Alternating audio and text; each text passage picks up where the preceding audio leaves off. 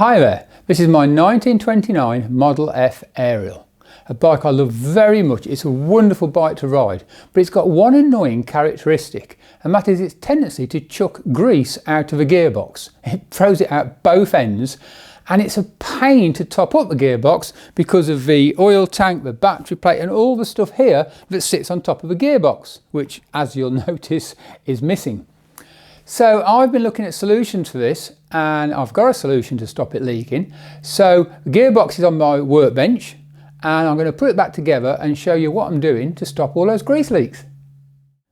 So this is my gearbox, all in bits. I stripped it down a few weeks back and cleaned it all up, had a good old inspection. Most of it seemed absolutely perfect. There's a bit of wear in places, but nothing too horrendous.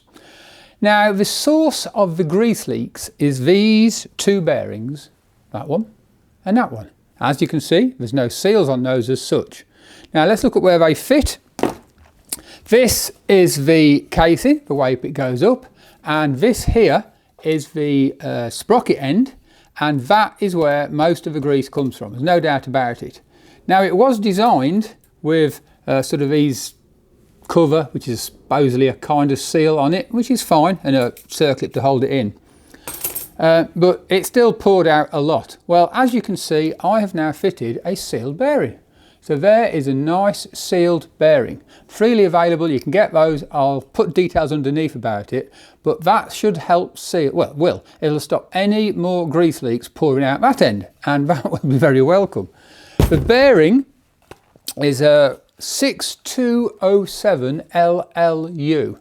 Standard RS bearing, which stands for rubber seal, will do the job, but an LLU in particular has got a double lip seal on the inner of the bearing, and it's very good in any kind of harsh environment where there's liable to be water or other stuff that could affect or get in the bearing. So that's perfect. So 6207 LLU, and the links below.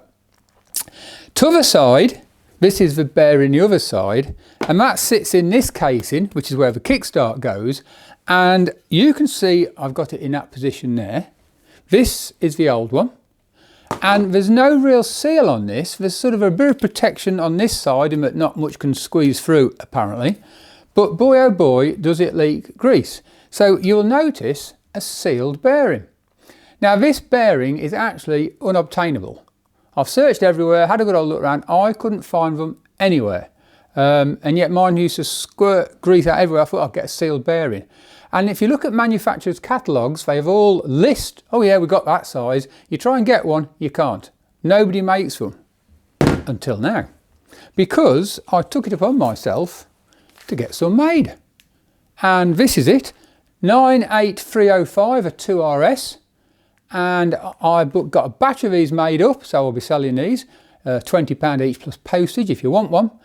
And again, this will completely seal grease leaks at this end, so we shouldn't have any more problems with grease pouring out that end or that end. Good stuff, huh? So what I have to do now is assemble the thing all back together, and I think it'll go okay. I've never done a Q box before, but it seems pretty simple. I've got a guide, Burman guide I downloaded, just shows you all, well, it's diagram really and parts book, so it gives lots of helpful bit. So I'll show you as I go along what I'm doing. So this is the selector mechanism.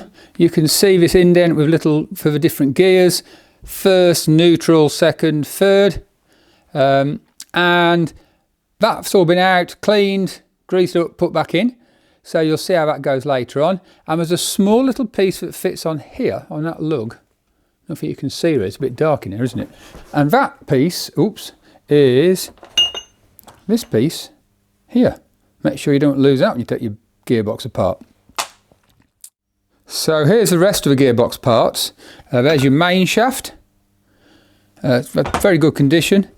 The layshaft. It's had a few chips actually, I'm not sure you can see just on there, a little chip, and there's a couple this end. Nothing horrendous. And there's the components basically, there's not a lot to it.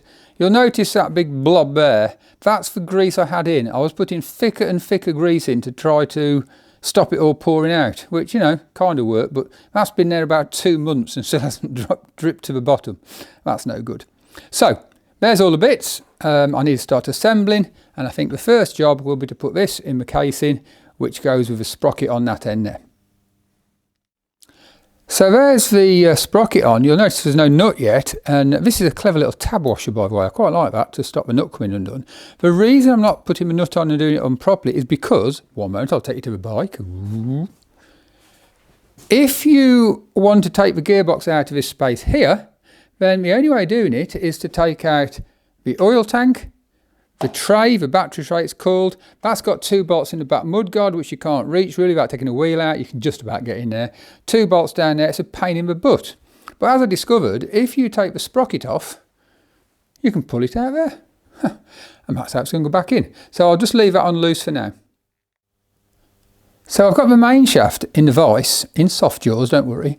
And that's because that has to go through those new bearings. That's a new bearing I got made. And it's a tight fit. I had to tap it quite hard to get it in there. And then you fit on top of it this Kickstart ratchet, this part here. Now, when I was stripping it, and if you haven't stripped a Q before, you might sit and look at it rather puzzled, thinking, how does this come off? But it has got flats on it. Look, you can and it's a threaded component, but boy, was it tight on mine. I honestly thought I'm going to break something here. I'm not sure if yours will be that tight, but mine was. And you need a deep socket. Here's what I used. It's an 1.5 inch socket and a deep one so that you can fit over the shaft. Now, to be fair, that 1.5 inch was slightly loose. Not very, but slightly loose. It's probably a Whitworth size I haven't got. But anyway, that's now nice and tight, and now I can start assembling the other gears on here once I've put the top bit on there and finish that off. So that's the ratchet gear, the Kickstart gear that engages the ratchet and the spring. That nut there done nice and tight. I think that was 5/8 AF nut on there. So that's all nicely tightened up and ready to put some some gears on this side or in the casing here.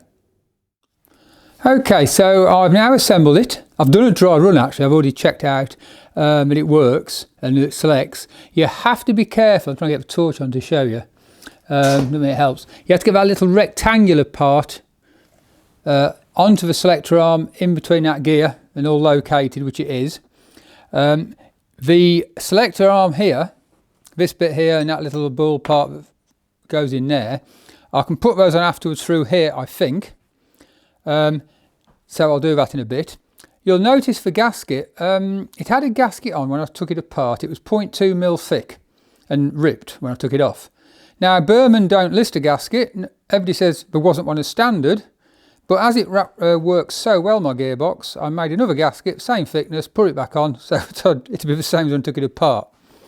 Meanwhile, you'll notice here, this has been a godsend. A mate of mine lent me his copy and I photocopied it. And gearbox, it's not a manual, so you ain't got a load of instructions, but what you have got is that diagram, which I've found really, really useful. And there's all the parts and you can sort of see what's what. You should be able to get one online somewhere, Ariel Owners Club. If not, email me, leave me in the comments, leave your email address and I'll email one to you. Right, so now it's time to put a bit of gasket glue, I'll put a bit of what do you call it, blue Hylamar, don't go off. And then I can assemble it all, bolt it up, and hooray, I'm done. There we are. I haven't put the nuts on this end yet and tightened it all up, but there's the mechanism, there's the arm in place. Make sure this shaft that goes through there, you label which is that end and that end. I'm not sure if the arm's in the right position, but make sure you label that. And I've just changed gear a few times, not sure I can do it one-handed. Yeah, all changing, all good. Yay, right, let's put the nuts on the end. So I've taken the sprocket off. I said earlier it's just on temporarily. I forgot to put these bits on before, but I didn't matter because I know I was taking the sprocket off. So you can see there's a circlip there and a washer here and one there, sort of a spacer really. That's supposed to stop the grease coming out. And as you can see, there's loads of space there. I mean, it's never going to work, is it? But now it will. So I've nearly finished. I have to tighten up that nut there. I just want to check that arm's in the right position, and I can't check that till I put it near the bike so I can work out what's what. I can't fit the gearbox, well I could. I don't want to put the gearbox in yet though, because I've got to put some oil in first, well grease in first. And while this covers off, I can do it easy on the bench. And like I said earlier, when it's on the bike, it's a nightmare. So what am I using? This stuff.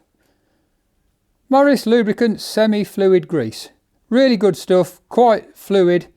I bought that when I first got the bike.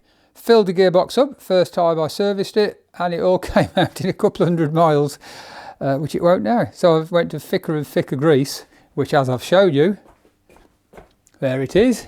That's the mess I ended up with, that kind of stuff there.